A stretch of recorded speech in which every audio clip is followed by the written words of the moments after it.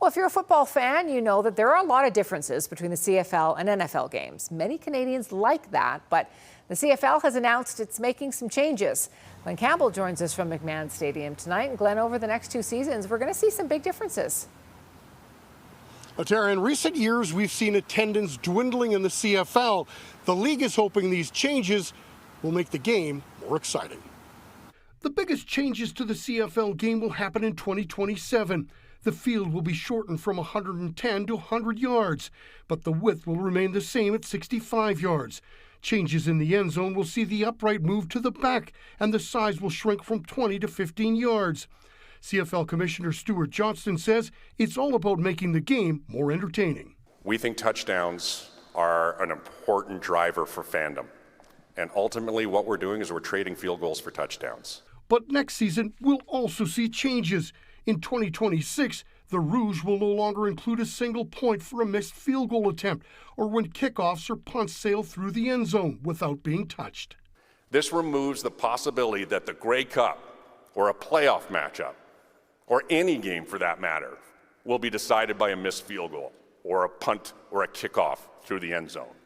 The only way a single point will be rewarded is if a punt, field goal, or kickoff settles in the end zone and the returner fails to take it out or takes a knee. Next year, all teams will have a bench on opposite sides of the field, cutting down distances for substitutions. And a new 35-second play clock will begin as soon as the previous play is whistled dead.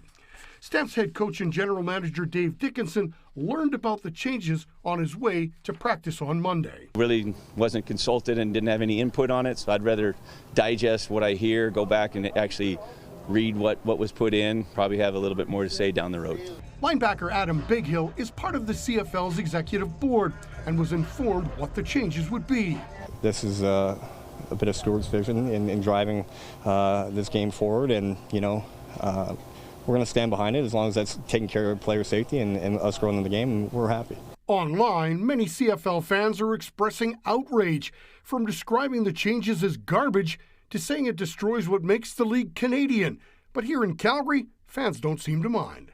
So I think it's a pretty good rule, it'd be more excited, more fast, The changes aren't going to be too bad, I don't think.